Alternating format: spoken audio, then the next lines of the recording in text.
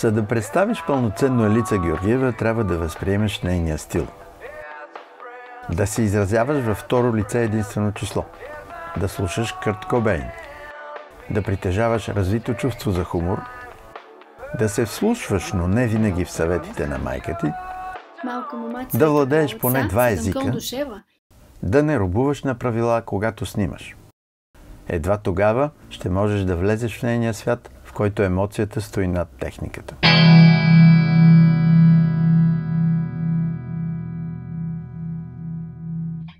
Това, което винаги ме интересува, всъщност беше литературното писане.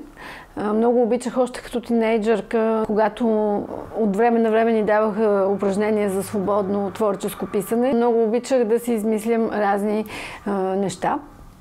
И още тогава започнах всъщност да пиша някъде бях на около 14. И след това, когато заминах във Франция, на 18 години, въпреки че бях учила френски, това вече не беше опция за мен да пиша на френски език, защото всеки път, когато опитвах да пиша, всъщност ми казваха, че трябва първо да науча добре езика и че общо никой нищо не разбира. Тъй, че тогава реших, че ще се занимавам с кино, защото си мислех леко наивно, че когато човек снима, няма нужда да говори. Не е вярно, че не трябва да се пише, когато правим филми. Разбира се, не е по същия начин в един сценарий.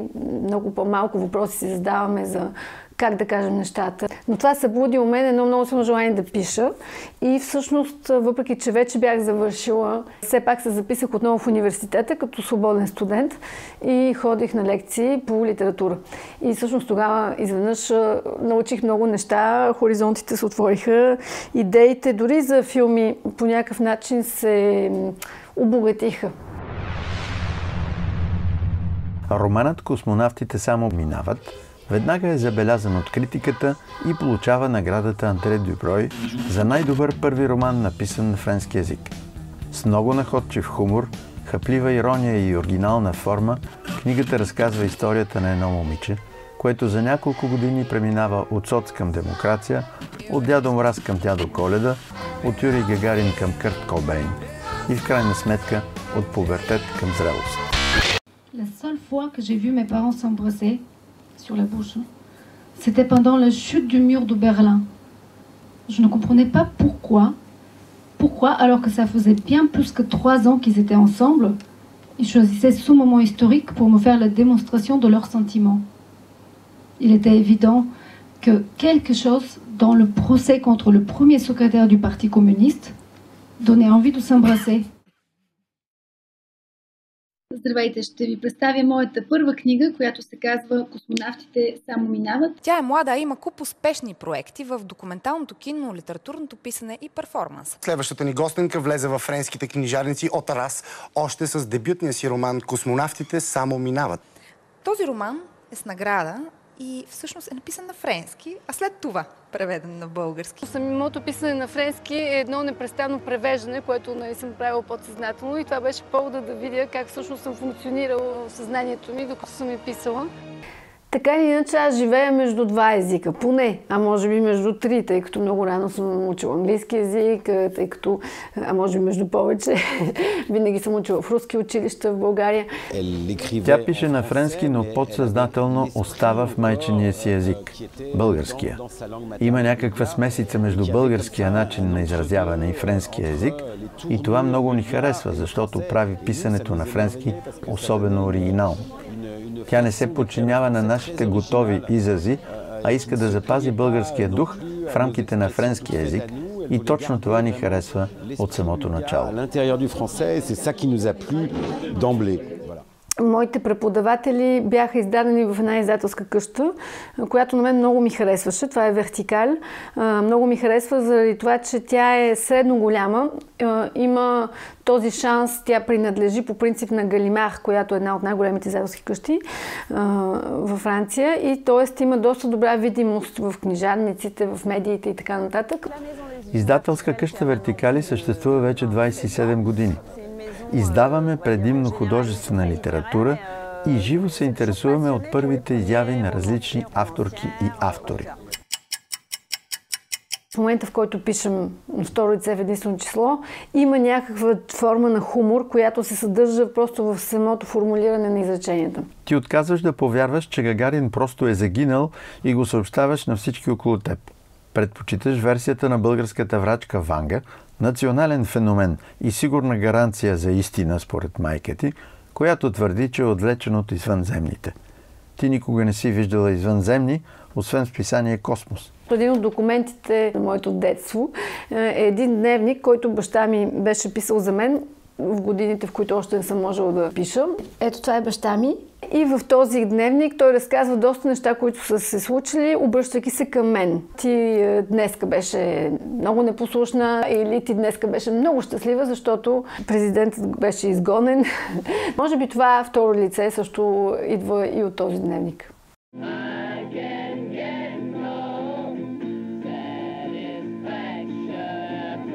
Не исках просто да направя още един филм или още един роман, поредния за комунизма, беше добре, не беше добре, на всичките теми.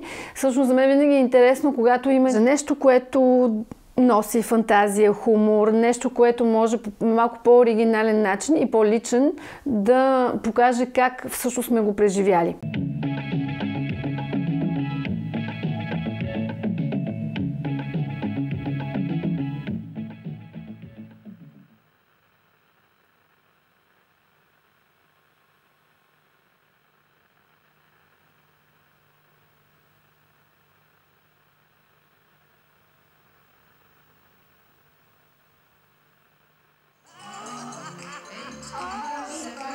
Майка ми, когато тя беше на моя възраст и по-млада, минаваше по телевизията, имаше едно доста оригинално предаване, което се казваше Вариант М. И част от това до голяма степен беше маркирало моето детство.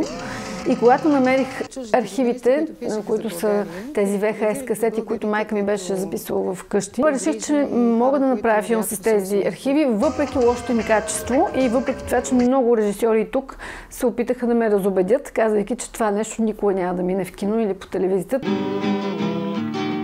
При един внимателен анализ на изборите се установи, че манипулации няма или че именно те не са определящи за крайния резултат. Каква ще бъде съдбата на вашата стачка? Може би основната фигура, която най-много ми е повлияла, всъщност е майка ми. Когато бях тинейджърка, много и се възхищавах как, спомням си, тя пишеше на една много шумна пишеща машина. И докъсно пуше цигари, пиеше бира и си мислеше сценариите. Тогава за мен тя определено олицетворяваше този образ на свободната жена-артист, за която работата е нещо много важно. И мисля, че понеже имах този пример в къщи, толкова рано се ориентирах към изкуството. Майка ми. Би могло да се каже, че майката преследва Елица в цялото й творчество. Често като обект на закачливи и иронични намеци в книгите, предимствата на Франция. Майка ти не е тук. Тротуарите са перфектни, нямаш нужда от никого. Но тя е и водещ персонаж във филма "Всяка стена е врата", както и повод за неговото създаване. Това я прави почти институция. Да, майка ми е институция. Тя определено е доста авторитарен човек. Но определено е човек, на който дълго време и още в днешно време по някакъв начин искам да й се харесам, което не винаги е много полезно за творческата работа, но е вярно, че тя присъства във всичко, което правим. Изострената чувствителност и непрекъснато търсещият напиращ талант не може да се ограничи само в литературата и киното. Вкусът към авангардното и експерименталното съвсем естествено насочва Елица към перформанса. Тази оригинална форма понякога и служи като своеобразна реклама за нейните романи и филми. Nous écrivons en langue française.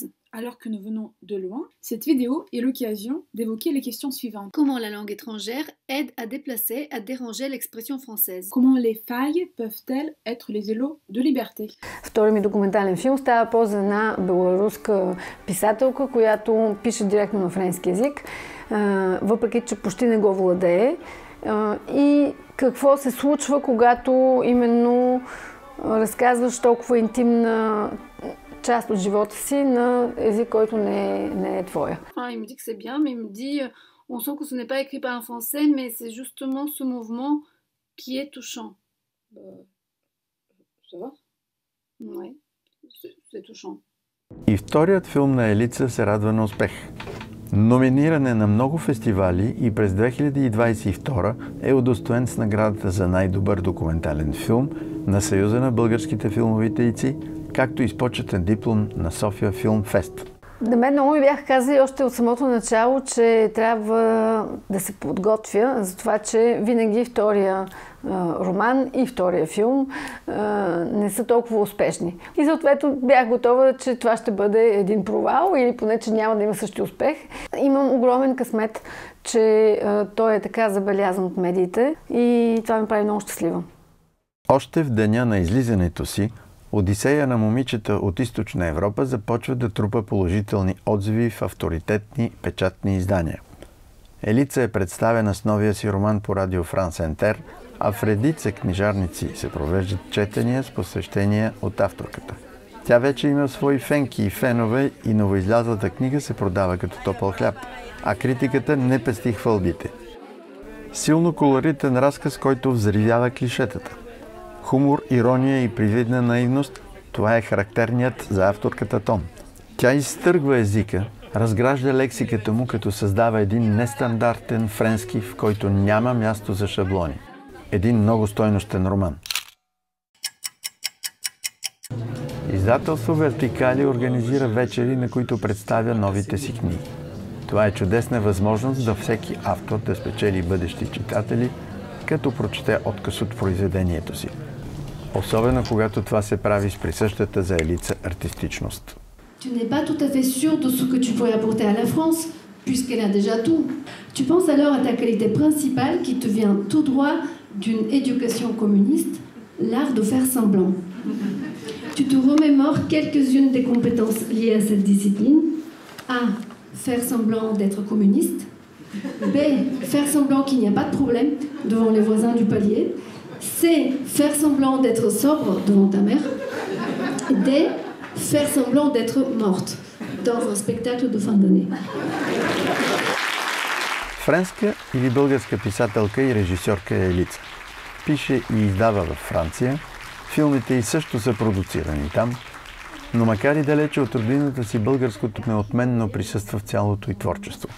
Тя е като внедрен артистичен агент, който не спира да работи по убедителен начин, за да се чува повече и с положителен знак за България в една страна, където не се интересуват особено от нея.